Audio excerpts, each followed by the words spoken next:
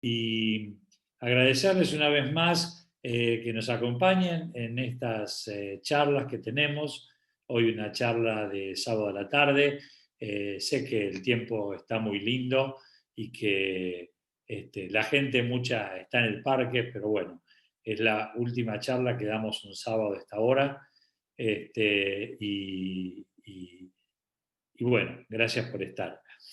Eh, yo quisiera decirles que un pensamiento es que los deseos dicen que son para los genios y las esperanzas son para los soñadores.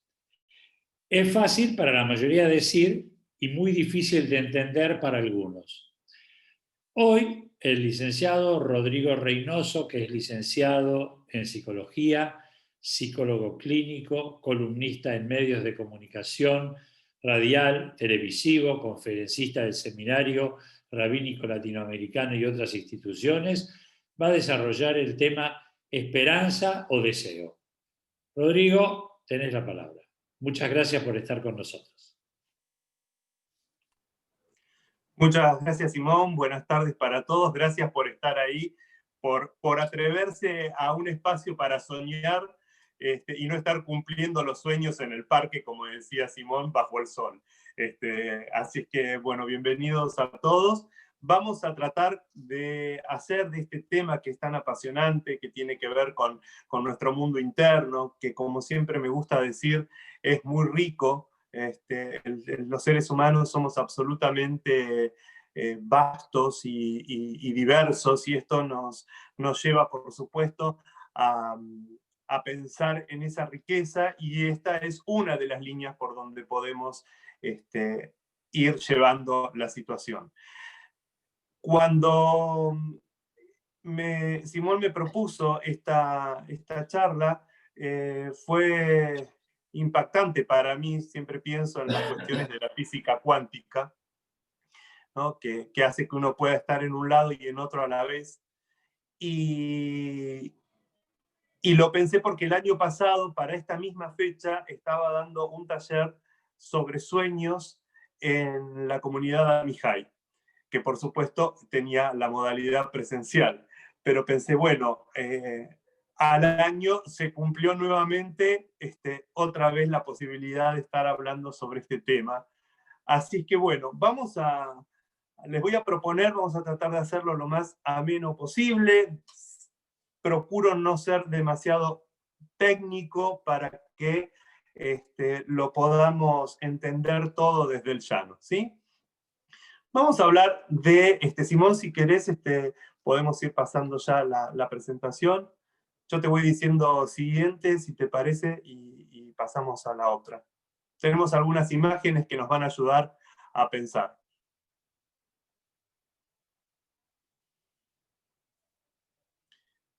Bien, vamos a hablar sobre esperanza o deseo, ¿no? Y que parecería ser que son dos cuestiones muy distintas, muy disímiles, que nada tienen que ver una con la otra para muchas personas, y para otros se suele escuchar que es lo mismo. Ya vamos a ir viendo en el transcurso de qué se trata una y de qué la siguiente. Vamos a empezar con esperanza. Vamos a la tercera. Eso. Bueno, ahí tenemos que deseo versus o esperanza, y ambas podemos pensar que se apoyan en la realidad, y la realidad se apoya en los mitos. Y ahora vamos a ver, vayan quedándose con estas palabritas que son palabras claves: realidad, mitos, y que vienen a enriquecer el concepto de deseo y de esperanza. La que sigue.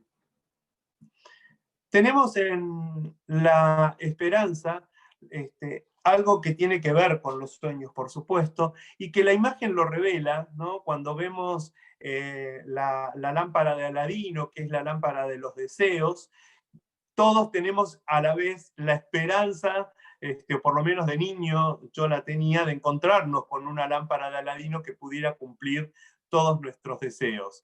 Ahora, por mucho que buscáramos dentro de la cocina de nuestra madre, de nuestra abuela, no encontramos nunca, yo por lo menos no encontré la lámpara de Aladino. Así que no me quedó más remedio que tener que hacer lo que me correspondía en el momento. La que sigue. Bien, ¿cuáles son los sinónimos de esperanza con los cuales nos encontramos? Estos sinónimos son confianza, creencia, ilusión. Insisto una vez más, traten de ir quedándose con estas palabritas claves porque les van a permitir luego abrir líneas de pensamiento. Siguiente.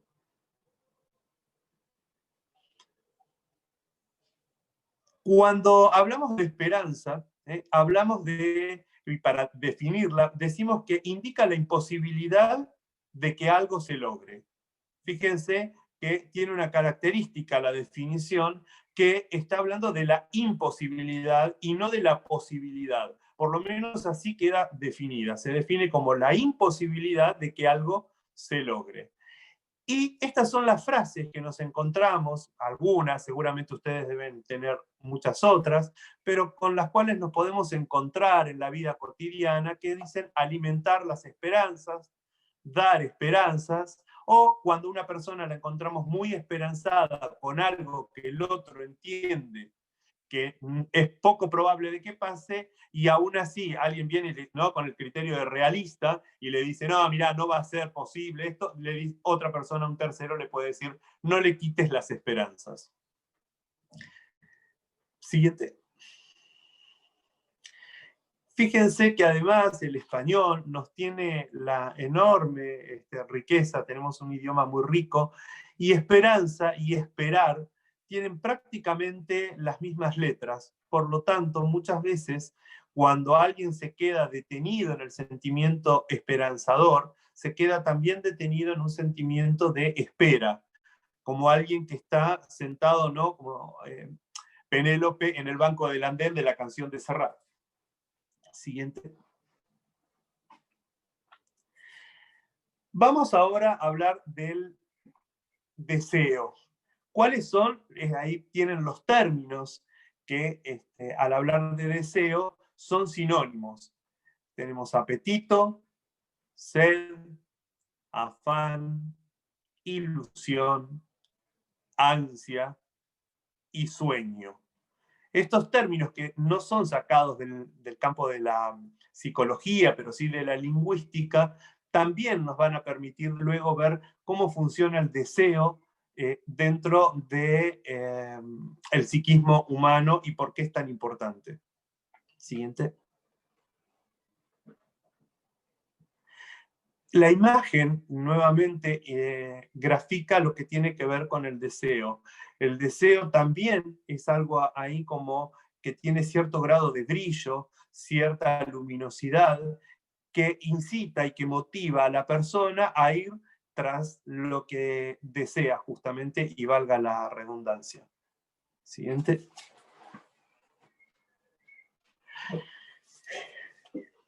Bien. Deseo tiene que ver con la necesidad, con la esperanza, con el sueño y con la realidad.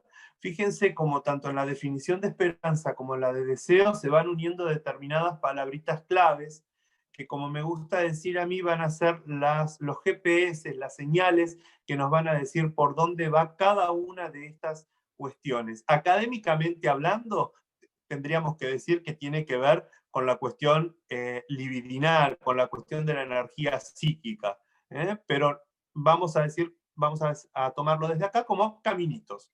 Sí.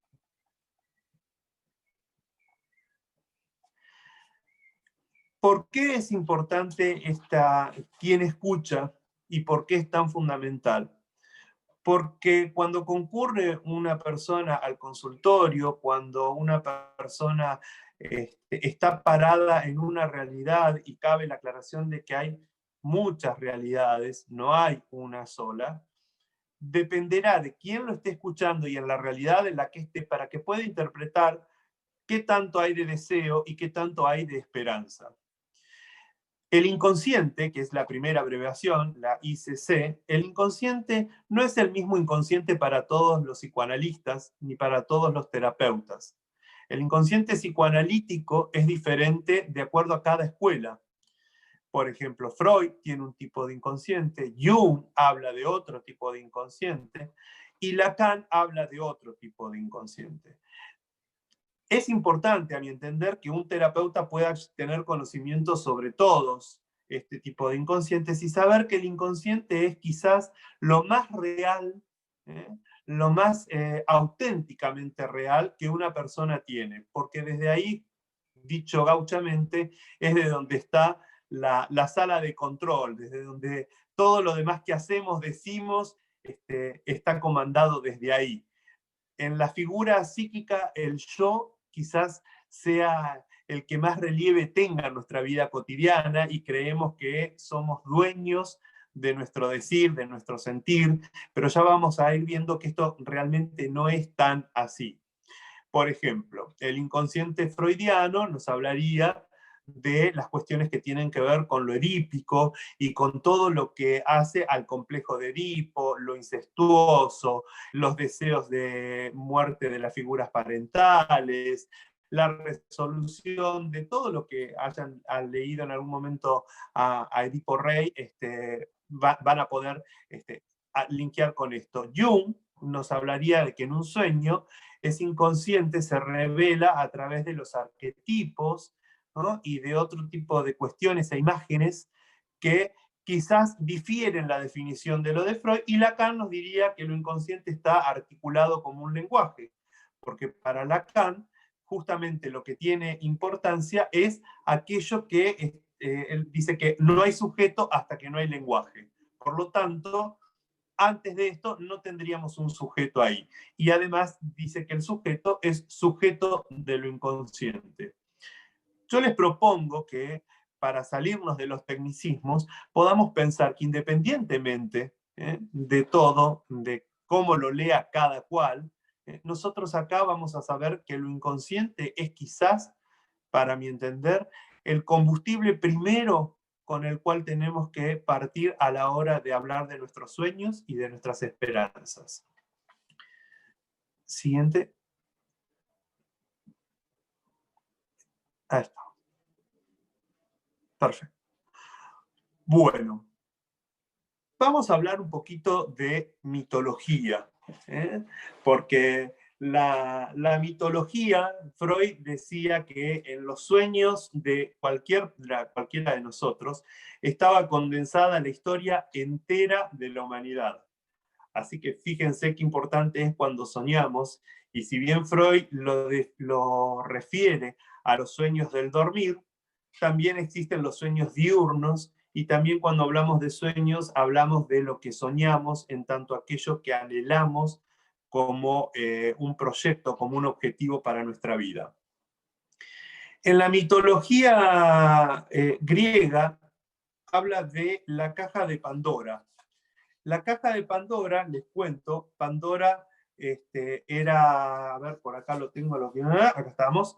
La caja de Pandora es una historia en donde Zeus, luego de que Prometeo le robara el fuego para dárselo a los hombres, a todos nosotros, enojado le regala a Pandora una caja en donde se encuentran contenidos todos los males de la humanidad. Pandora, incentivada por la curiosidad, abre la caja, dejando así salir y librado a la humanidad todos los males. Pero se da cuenta de lo que está pasando, entonces apresuradamente intenta cerrarla y la cierra, quedando solamente contenida dentro la esperanza. Así es que la esperanza, podríamos decir que la dueña es Pandora. Si alguno la conoce por ahí, se empieza a hacer amigo, la empieza a seguir por redes sociales, así sabemos de qué va la esperanza. La esperanza tiene, a diferencia de los sueños, un enorme atravesamiento por muchas disciplinas, algunas de ellas que para la mayoría de la gente son impensadas. Principalmente de la esperanza se encarga la religión, en tanto una cuestión de fe, se encarga la filosofía para ver cuestiones que tienen que ver justamente con el desempeño de los seres humanos, con los hombres, la psicología, por supuesto, y también la matemática. Hay diferentes aspectos que tienen que ver con la esperanza, pero que no nos vamos a meter ahora nosotros acá para no perdernos en las cuestiones de la fe.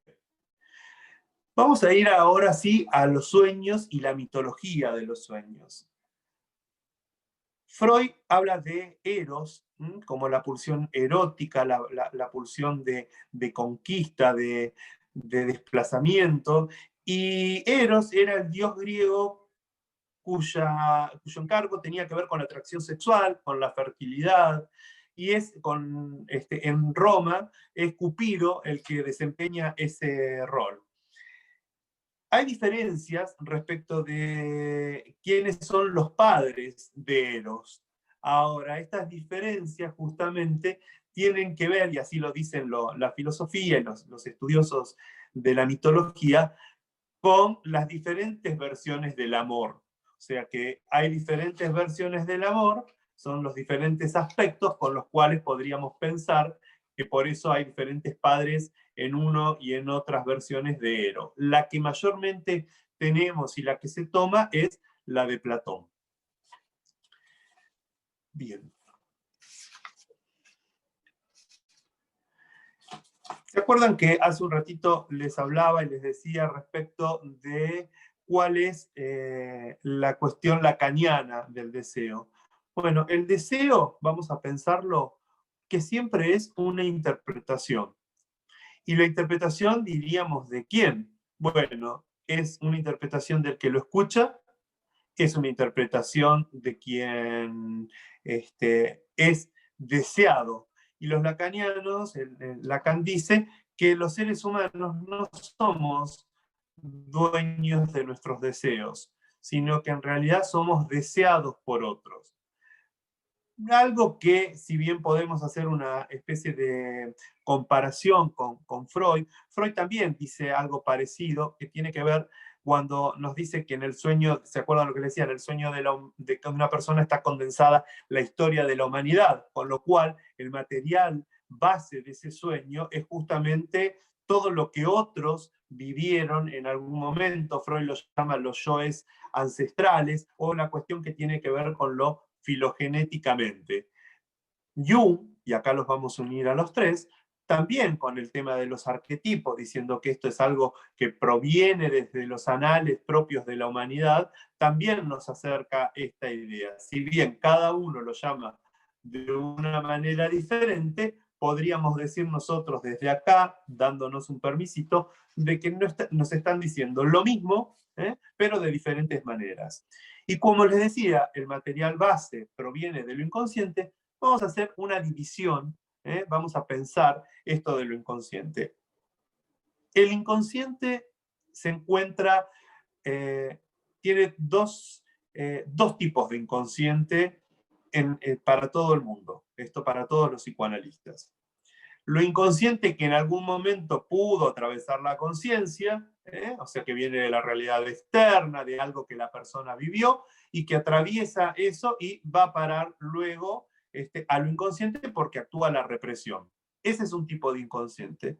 Pero sabemos, los analistas, que existe otro tipo de inconsciente. Ese otro inconsciente es un inconsciente que nunca fue consciente. Por lo tanto, como nunca fue consciente, no tiene palabra. ¿Y dónde lo vemos nosotros? Y lo vemos, por ejemplo, en las manifestaciones somáticas de las enfermedades. Lo vemos en esa cuestión cuando muchas veces algo nos pasa y decimos se me puso la piel de gallina, o sentí un escalofrío, o incluso a muchas personas les suele suceder que se le erizan los pelitos de la nuca, que bueno, es una defensa que tenemos los seres humanos propiamente porque provenimos también de una parte animal. Y en este sentido, Freud tiene una anécdota muy impresionante, que se encuentra, a Freud le gustaba mucho viajar, viajaba en tren, se encuentra con un paciente en el tren, y él iba desde Austria a Italia en ese viaje en particular, y el paciente en la conversación le dice que había descubierto que todo lo humano le pertenecía. Con lo cual Freud asiente, está de acuerdo con su paciente, pero al regresar a su casa le escribe una carta a Fliess, que si bien Freud no tuvo un análisis con otro psicoanalista, podríamos decir que Fliess podría haber actuado al modo de lo que era un analista, y le dice en algún momento, le dice a Fliess que él se había quedado corto al decirle a este paciente que tenía razón, que debió decirle que no solamente todo lo humano, sino también todo lo animal le pertenecía. Y las características, y volviendo al tema de lo inconsciente, que tiene fundamentalmente es que el inconsciente es atemporal. Y en este sentido es como los sueños. Los sueños, si cuando hablamos con una persona que tiene muchísimos años de experiencia en algo y demás, si no satisfizo su sueño, puede llegar a seguir teniendo la misma emotividad al hablar del sueño como si fuera el mismísimo primer instante en el cual se le cruzó por el pensamiento. ¿Por qué es esto? Justamente por la característica de lo atemporal que tiene lo inconsciente, que es constitutivo además del ser humano. Y los sueños, nos dice Freud, son siempre un cumplimiento de deseo. ¿Por qué? Porque expresan una necesidad. Vamos a ir a un ejemplo muy base, pero que les va a permitir distinguir esta característica. El bebé cuando es chiquitito, muy bebé, toma la teta, digamos, y en algún momento las que son mamás, los que son papás sabrán que uno ve y dice, bueno, ya está, ya lloró, le dieron la teta, sigue llorando porque a lo mejor quiere seguir, y la mamá se entretiene con otra cosa y le dice, alcanzar el chupete, poner el chupete. El primer momento en el cual le pone el chupete, el bebé, podríamos decir, se calma, al modo de que nos estaría diciendo que su necesidad de alimentación, que es una necesidad biológica sobre la cual se apoyan los sueños justamente, se satisfizo. Sin embargo, al tiempito, el nene escupe el chupete y vuelve otra vez al llanto, al berrinche, al pataleo. ¿Por qué? Porque en un primer momento hay un cumplimiento del deseo, alucina, y ahí es donde se genera la alucinación de la imagen, de las primeras veces se van activando en el psiquismo la cuestión de la imagen, y entonces alucina que está tomando la teta. Cuando ve que en realidad del chupete no sale nada, no pasa así con la mamadera, con el biberón sí sigue chupando y se calma, con el chupete lo escupe y vuelve a llorar. ¿Por qué? Porque la imagen no alcanza a satisfacer. Entonces, además, los sueños, el soñar, cuando soñamos durante la noche, es el guardián del dormir. Los que alguna vez se psicoanalizaron o hicieron alguna consulta con un psicoanalista sabrán qué importantes son los sueños para nosotros los analistas, porque podemos a partir de ahí conocer mucho más del mundo interno de nuestros pacientes. ¿Y por qué es el guardián del dormir? Porque vieron, a ver, en algún momento me preguntaron, ¿yo puedo generar un sueño? ¿Es posible que yo sueñe con lo que quiero? Bueno, algunas veces sí y otras no tanto, porque lo inconsciente se impone por sí mismo. Ahora, si cualquiera de nosotros come una cucharada de sal antes de irse a dormir, probablemente, y esté muy cansado, probablemente cuando duerma, mientras está descansando, va a soñar con agua, con que bebe agua. ¿Por qué? Porque el cuerpo necesita dormir, nuestro psiquismo necesita descansar, pero hay una necesidad biológica imperante que tiene que ver con la sed, en este caso, y que va a demandarle al psiquismo la resolución, la satisfacción de este deseo. Bueno, ¿qué va a pasar entonces ahí? La persona va a pergeniar una película al mejor estilo Hollywood en donde se va a satisfacer. Hay otros ejemplos que también han pasado. Hay gente que, por ejemplo, en algún momento sentí que se quería levantar al baño y dice, si no me hubiera despertado, me terminaba haciendo en la cama. Y efectivamente esto pasa. ¿Por qué? Porque el cansancio se impone. Así es que cuando soñamos, siempre piensen que hay un cumplimiento de deseo, hay algo que se está cumpliendo. Sé que por ahí debe estar rondando seguramente la pregunta: ¿y qué pasa entonces con las pesadillas? ¿Y qué pasa entonces este, con los sueños en los cuales nos angustiamos o la pasamos nada bien? Bueno, aún así sigue habiendo un cumplimiento de deseo. Hay algo que nuestra cabecita intenta tramitar, intenta elaborar.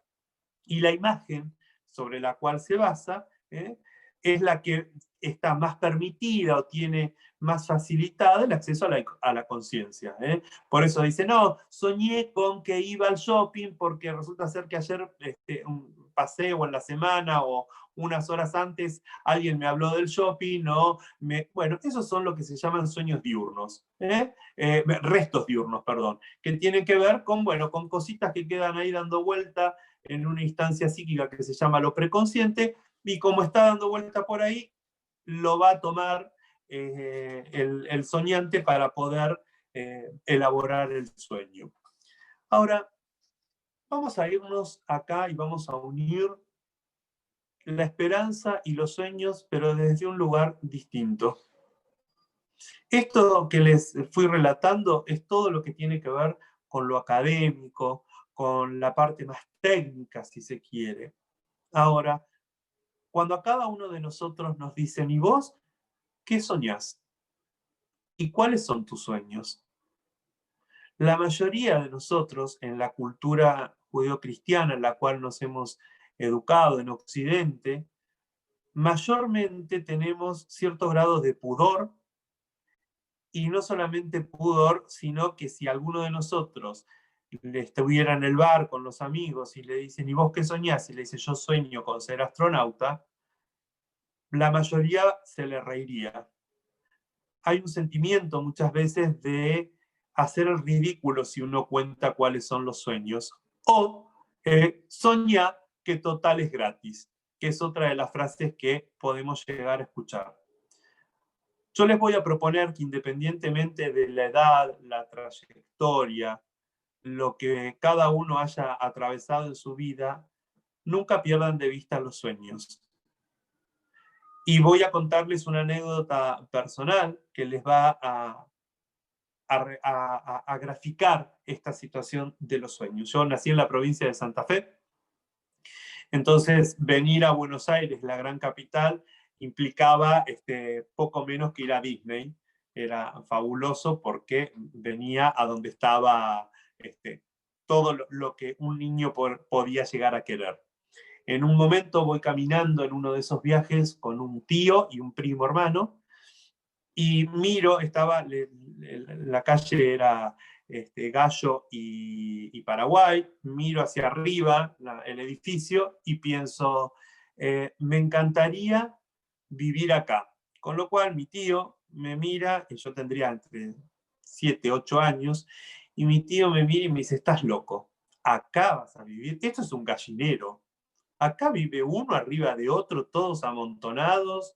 Vos vivís en casa, él también sigue viviendo en casa. Dice, con patio, con árboles. No, estás acá no. Y yo, para mí, adentro, en eso que era un soñar despierto, del que les hablaba, seguí pensando que yo quería vivir ahí. Obviamente transcurrieron muchos años. Un día ya estaba acá en Buenos Aires viviendo y estudiando en la facultad, y voy caminando por la calle y en este soñar despierto miro hacia arriba y me doy cuenta que estaba viviendo a 2 cuadras de ese lugar. 2, 3 cuadras. Yo vivía en Mansilla y Bulnes, muy cerquita. Y en ese momento dije, wow, cumplí mi sueño. Si ustedes me preguntan en el trayecto entre los 7 años y los 20, a lo mejor que tendría en ese momento 20 y algo, claramente está que seguí pensando en venir a Buenos Aires. Y acá es donde me interesa que desde este ejemplo de la cotidianidad podamos pensar en una cuestión que tiene que ver con la esperanza. Cuando alguien tiene esperanza, no resigna sus sueños, pero la esperanza es una parte del sueño que no conlleva la acción. La mayoría de nosotros se queda esperanzado, esperando que el universo se lo dé, que se lo dé el país, que se lo dé la situación económica, que se lo den los padres, que se lo den los hijos. Bien, no es que esté mal, pero hay otra parte que tiene que ser propia del compromiso de la persona. Cada uno de nosotros, al comprometernos con nuestros sueños, sale de ese mundo mágico que tiene que ver con el soñar, que no es que esté mal, pero solamente ahí es en el mundo de las ideas, en el mundo de las emociones, del mundo interno, y necesitamos hacer el link hacia la realidad. Por eso les decía las palabritas, que esta realidad del mundo interno no quede solamente contenida, cristalizada en cada uno de nosotros, sino que se pueda poner y llevar a la práctica, a lo cotidiano, a lo que hacemos cada día. Probablemente, y por eso me basaba en el ejemplo yo no viví en la esquina donde me enamoré y miré hacia arriba. No estaba en Gallo y Paraguay. Sin embargo, estaba a unas cuadras.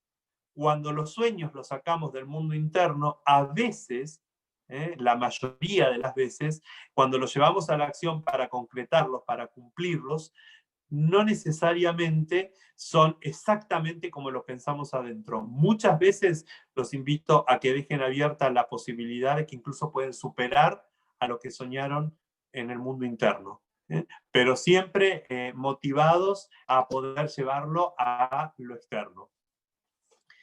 Quería, no sé cómo estamos, Simón, con el tiempo.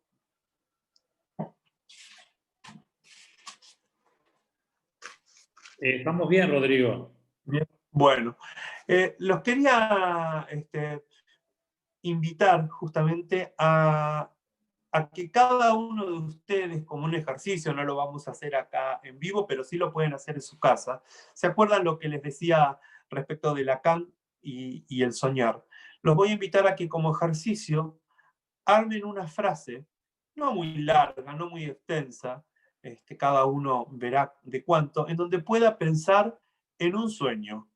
En un sueño, no importa, sean tan generosos con ustedes como lo serían, por ejemplo, si les diéramos una tarjeta sin límite y le dijéramos, andate al mall que más te guste y comprate todo lo que quieras, de lo afectivo, de lo material, de lo que querés para tus seres queridos, de lo que querés para vos.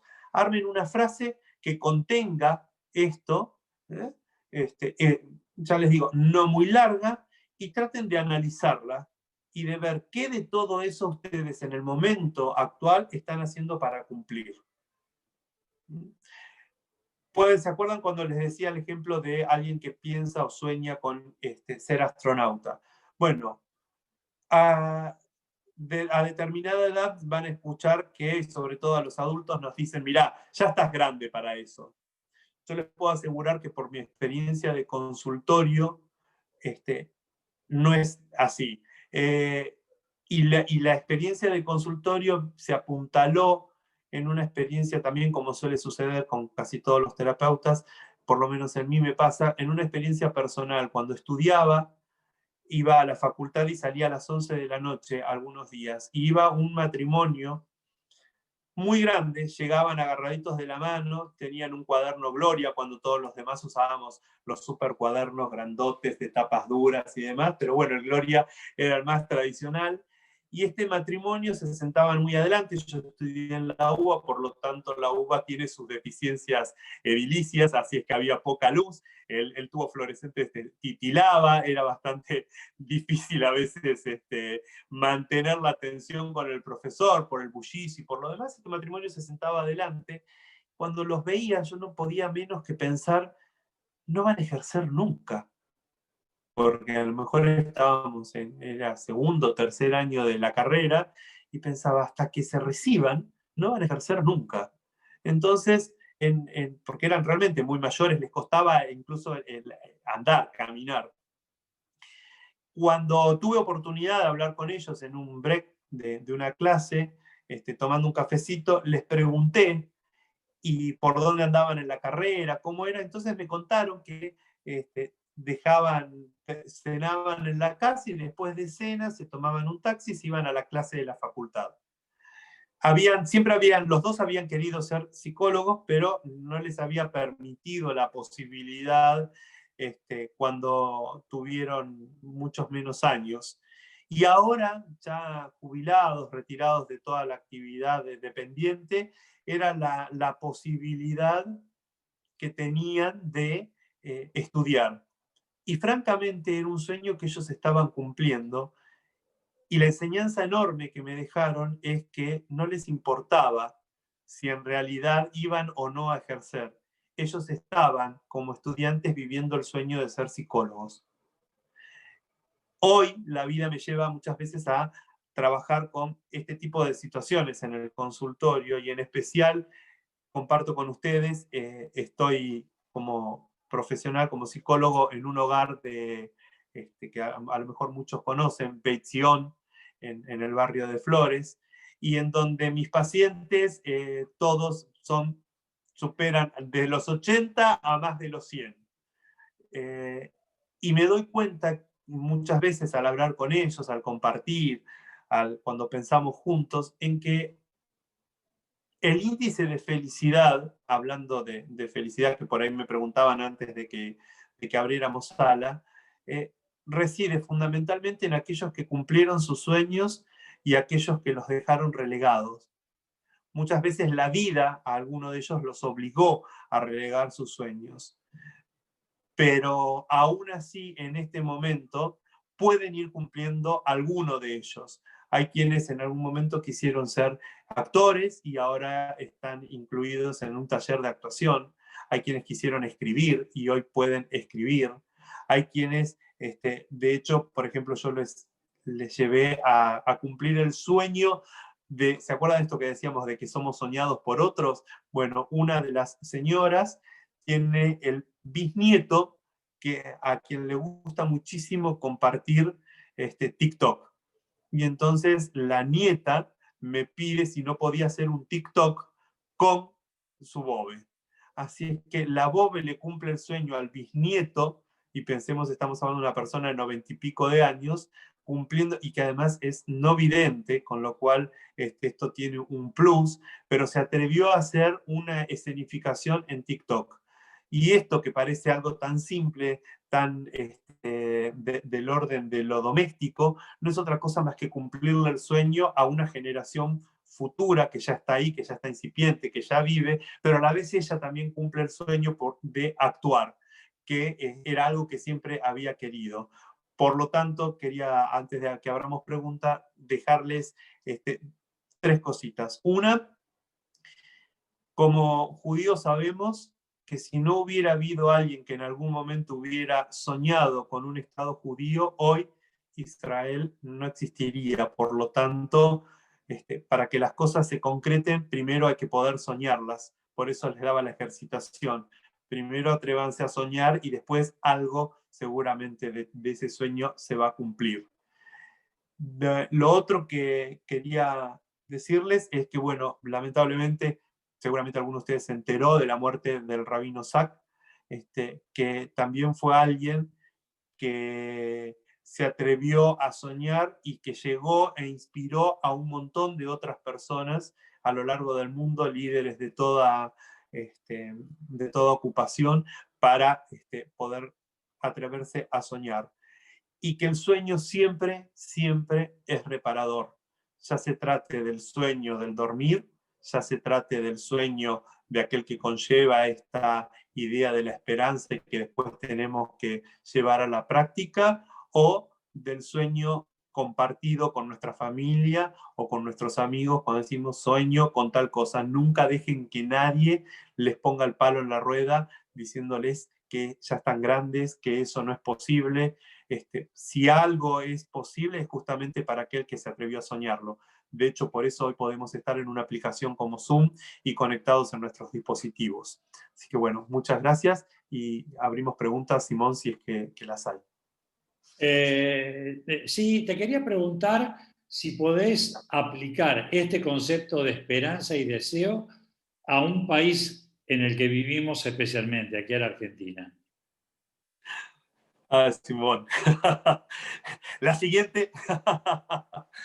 Mira, A ver, si interpreto bien, hablando de los sueños, viste, siempre tienen que ver con la interpretación de quien lo escucha, como les decía. Es difícil pensar, creo que la Argentina como país, como sociedad, fue en algún momento soñada por grandes personas que son los padres de la patria, y nosotros también como individuos tenemos padres. Alguien nos tuvo que soñar en algún momento para que hoy estuviéramos acá. Muchas veces dicen, no, lo que pasa es que fue un embarazo no deseado. Entonces, cuando me dicen esto en alguna supervisión clínica o algún paciente, siempre le digo, mira, si vos ya sabías que existe el espermatozoide, que existe el óvulo y sabés lo que es la sexualidad, ya no es un embarazo no deseado, digamos. O sea, no deseado es, no creíste que se iba a quedar embarazada o que ibas a quedar embarazada, pero en realidad deseado desde algún lugar es siempre. Nuestro país en ese sentido creo que fue, insisto, deseado por grandes mentes, y, y si tuviera que definirlo clínicamente, creo que somos una sociedad absolutamente neurótica. ¿Cuál es una de las características fundamentales de la neurosis? La repetición. Repetimos una y otra vez aquello que en definitiva no siempre nos hace bien. Eh, Me parece que eso va por ese lado. Y respecto de la esperanza, bueno, yo nunca pierdo la esperanza, pero la esperanza en sí, y creo que los argentinos la mayoría la tenemos, la esperanza, como les decía, sin la acción nada cambia, solamente hace que nos quedemos soñando un país grande, pero que nunca terminamos de construir. Para eso hay que pasar a la acción, y la mayoría de nuestra sociedad debería de salir de estar esperanzados en que alguien nos dé. ¿Se acuerdan lo que de cuando definíamos esperanza? Era la imposibilidad, estaba en la imposibilidad. ¿Por qué? Porque queda puesta afuera, la persona no está involucrada. Yo tengo esperanza de que Argentina esté bien, y con eso no hago nada, ni construyo nada, ni logro además nada. Tengo que salir de esa, tenerla como base, pero después salir y ir y meterme de lleno a hacer, a la acción propiamente. Si no, me quedo pensando que va a venir mágicamente. ¿Y qué pasa con una persona que no tiene un sueño o deseo a cumplir? ¿Dónde encuentra un motor para llevar adelante una vida con sentido? Bueno, mira, en realidad no existe la persona que no tenga un sueño. Lo que es posible es que tenga rota la conexión con su sueño. ¿Eh? Eh, sí se ve clínicamente en los cuadros de depresión. La persona ha dejado de desear, y como el sueño tiene que ver con el deseo, con esto que nunca se termina de satisfacer, es lo que hace que queramos comprarnos un par de zapatillas nuevos y pensemos, bueno, cuando lo tenga voy a hacer tal y cual cosa, y una vez que lo tenemos, al poquito tiempo ya estamos deseando otra cosa. Es el motor de la vida, el deseo, el soñar, el ir, y es el que va construyendo justamente realidad. Ahora, si la persona dice que no tiene sueños, porque evidentemente debe estar, o debe, la frustración, digamos, lo lastimó de tal manera que cortó la conexión con sus sueños, y entonces ahí tenemos lo que gauchamente uno podría decir que está en un cuadro depresivo. Le ha retirado todo interés al mundo, y lo único que hace es acusarse. La depresión tiene un componente que tiene que ver con la melancolía, que es el componente melancólico, ¿no? Uno cuando quiere saber si una persona está deprimida, generalmente es una persona a la cual nada la satisface. Uno le propone tal cosa, dice, ¿qué tal si nos vamos de viaje? No, a mí viajar no me gusta, me gustaba antes, ya no. Siempre se pone de manifiesto la frustración, a diferencia, ¿no?, de lo que podríamos pensar que tiene que ver con esto, con el soñar, con el desear, con el hacer. Rodri, ¿cómo aplicamos ese mismo concepto a la pandemia? ¿Y cómo convertimos el deseo y la esperanza en acción? Bien. A ver, la pandemia, digamos, nos tomó a todos los profesionales y a las personas en general, todos, más allá del ámbito que desempeñemos, eh, de sorpresa, digamos. Ninguno de nosotros pensaba a finales de febrero que a finales del mes siguiente iba a estar encerrado en la casa, rociado en alcohol, sin poder salir ni hacer nada. Y fue como tal un elemento frustrante para la gran mayoría que en términos de sueño hizo tambalear los sueños de muchos, porque el sueño tiene el componente de lo futuro, de aquello que va a venir. Y de repente en ese momento lo que nos apareció fue más que nada lo que tiene que ver con una idea de enfermedad y de muerte. Y no se puede soñar si se piensa en morir. Ahora, ahí hay una paradoja muy interesante, que es justamente, si bien no estamos ni tendríamos por qué estar pensando todo el tiempo en la muerte, a partir de que morimos es que le podemos dar un sentido a nuestra vida, ¿no?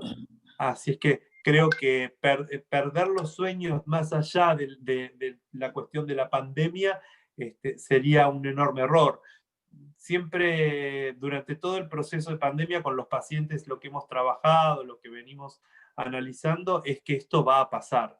No sabemos cuáles son las consecuencias psíquicas que lamentablemente para nosotros, los argentinos, se conjugan con otros factores de mayor precariedad, y cuanto más precaria es una sociedad, más afecta justamente a las personas. Un paréntesis hago, un neozelandés en el 2001, era justamente la crisis del 2001, y entonces me preguntaba por qué nosotros íbamos tanto al psicólogo. ¿Qué teníamos si no habíamos tenido grandes guerras, no había habido un enorme problema climatológico acá, un terremoto que nos hubiera devastado y demás, y por qué íbamos tanto al psicólogo? Con lo cual respondí parte de lo que decía en otro momento hoy, que tiene que ver con la inestabilidad. Cuando no nos sentimos inestables, es muy difícil que nuestros sueños se puedan afianzar, se puedan enraizar para a partir de ahí hacerlo. Ahora, aún así, Simón, insisto, es importante no dejar de soñar, aún en situación de pandemia, porque esto pasa. Pensemos a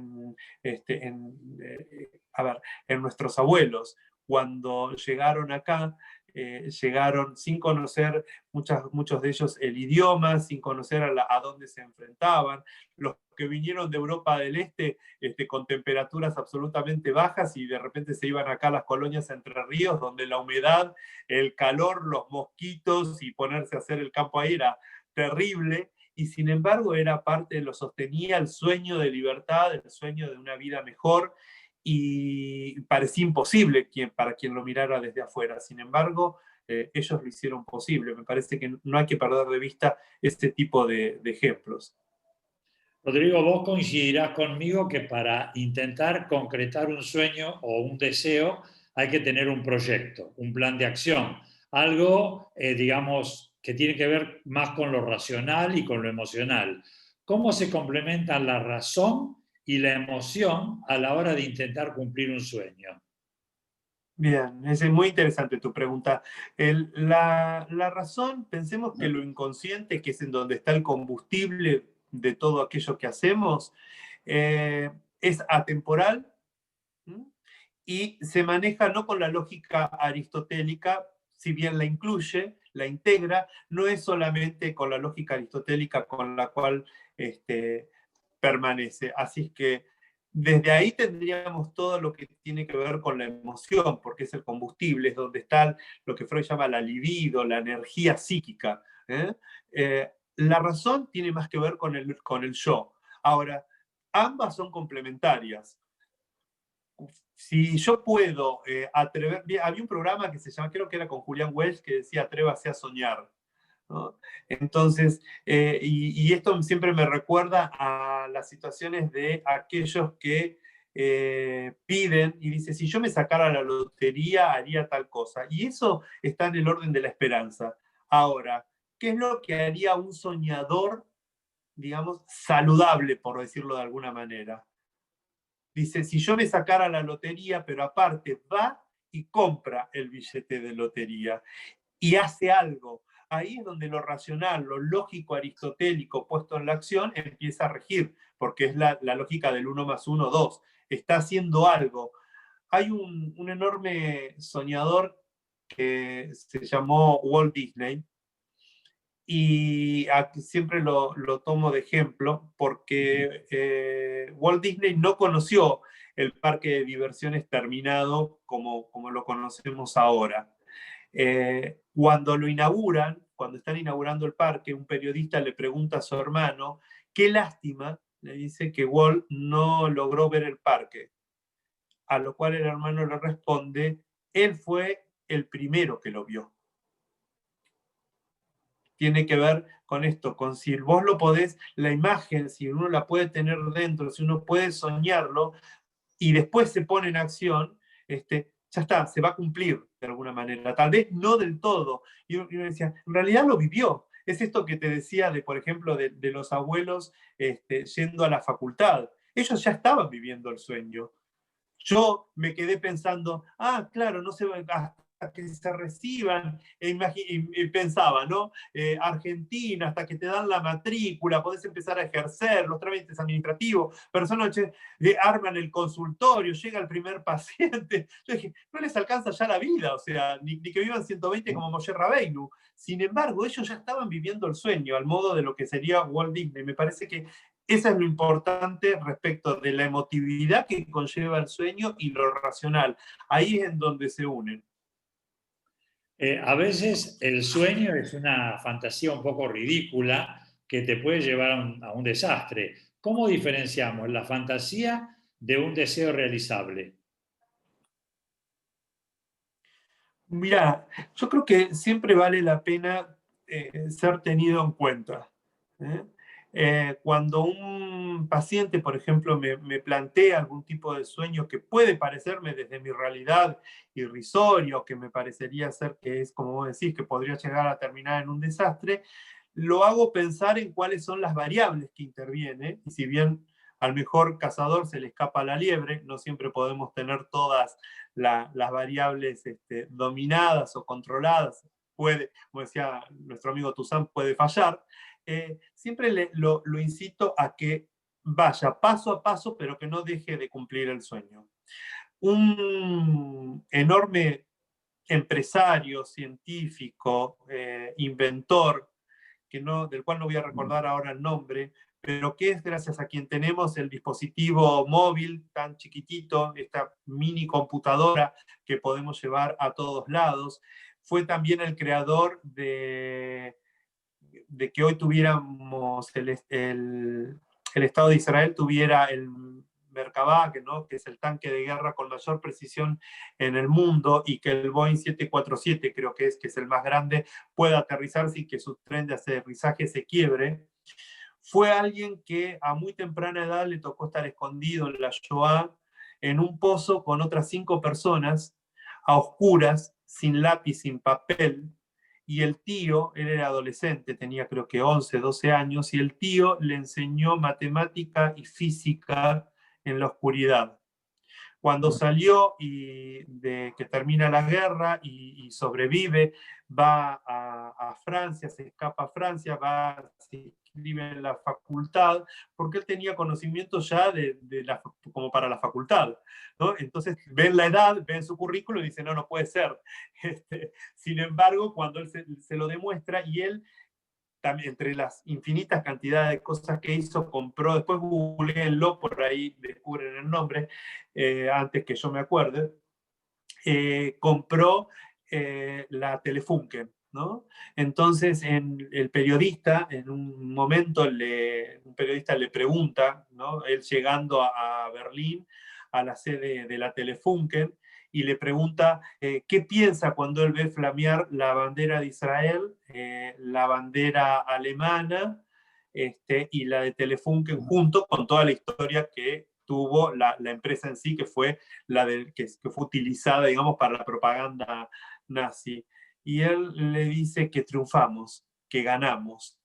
O sea, pensemos de dónde proviene y pensemos que en algún momento él soñó con eso.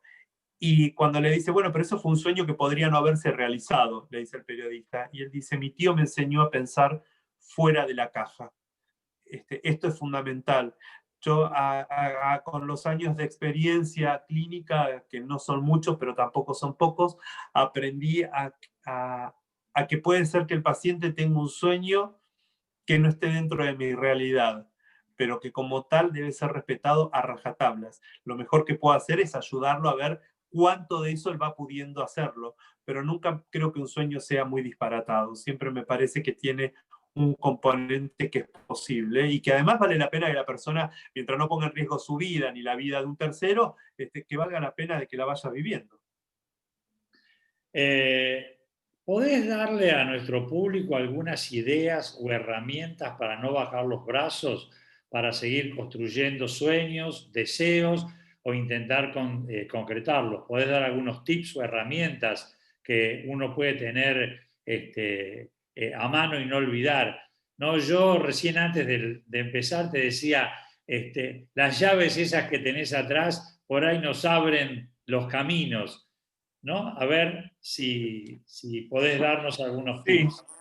fíjate, fíjate justamente, miren la imagen que tengo detrás de las llaves, ¿no? Fíjense que hay una que está especialmente iluminada, pero que es la que la mano está queriendo tomar, pero hay un montón de otras llaves. Bueno, si bien cada uno de nosotros puede tener un sueño como el gran sueño, es importante saber de que hay un montón de otros sueños que a veces no son tan brillantes, no son tan grandilocuentes, pero que vale la pena que intentemos realizarlos. Los judíos tenemos la enorme posibilidad, y acá el público no me va a dejar mentir, la enorme posibilidad del rezo. Hace poquito recibí ayer, justamente recibí que fue subastado, me enteré hace unos años, un sidur de rezos de Marilyn Monroe, que cuando ya se casó con Miller, había hecho la conversión y aparentemente le habían regalado el sidur, que fue vendido en una cifra millonaria. Normalmente tiene anotaciones de Marilyn con reflexiones y con cosas. Bueno, en el rezo de la mañana, cuando agradecemos cada una de las cosas que tenemos, desde que cada uno de los orificios de nuestro cuerpo funcione, me parece que eso ya es el cumplimiento de un sueño. Baste que a cualquiera de nosotros se nos tape un solo poro que nos incomoda, tengamos una astillita para que, como decía Freud, todo el narcisismo de la persona entra en la cavidad de una muela que duele, ¿no? Entonces, para realizar los sueños, primero tenemos que empezar agradeciendo lo que tenemos. Y todos, absolutamente todos, tenemos algo para agradecer, para que al ir cumpliendo y agradeciendo estas pequeñas llaves menos iluminadas, la otra, la gran llave, vaya llegando, la vayamos encontrando. Ese es uno de los tips que le diría, el agradecimiento. Otro tip que me parece fundamental, se los voy a traer desde una historia con una persona que le había dado un ACV. Era la madre de una amiga y había quedado con medio cuerpo paralítico y no quería salir, estaba como muy triste, se sentía mal, y había, por supuesto, en ese estado de semidepresión, había perdido interés, como les decía, por un montón de otras cosas que hacían a su vida. Entonces, yo me acerqué y le dije algo que todos van a entender. Le dije, mira, fulanita, no pudieron los babilonios, no pudieron los griegos, no pudieron los romanos, ni las cruzadas, ni la Inquisición, ni Hitler. ¿Va a poder una CB de mierda? Creo que esa es la base, ¿se acuerdan lo que veíamos, que te comentaba, de que en cada sueño está la historia entera de la humanidad? Si bien en este caso era directamente aplicable porque la persona era judía, es aplicable para cualquier persona. Los seres humanos somos justamente quienes más nos hemos adaptado a las diferentes situaciones del planeta, incluidas las pandemias, para sobrevivir. ¿Cómo me voy a atrever a dejar de soñar?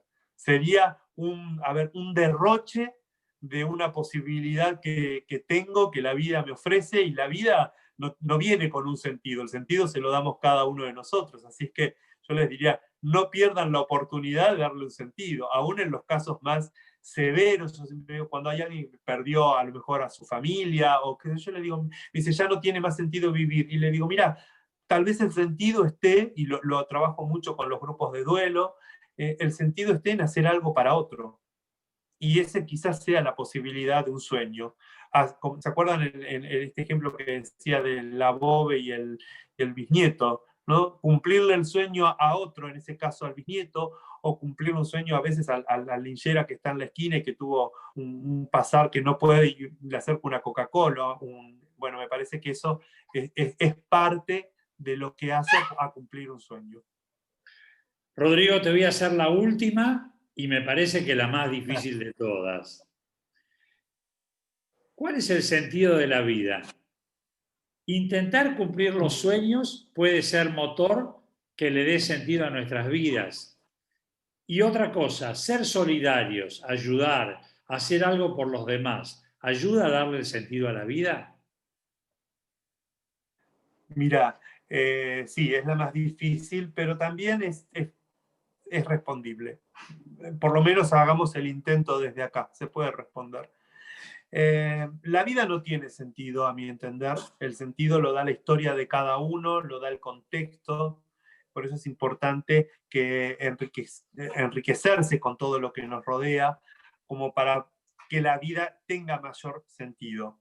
Esto te podría decir desde la corriente tal vez más ortodoxa en psicología. Hay otras corrientes como la que trabaja, por ejemplo, el doctor Brian Weiss con terapia de regresión y demás, en donde el sentido está venir a cumplir algo que tiene que ver con el desarrollo del alma, y que quedó pendiente de, según esa corriente, de otras vidas, de otras experiencias.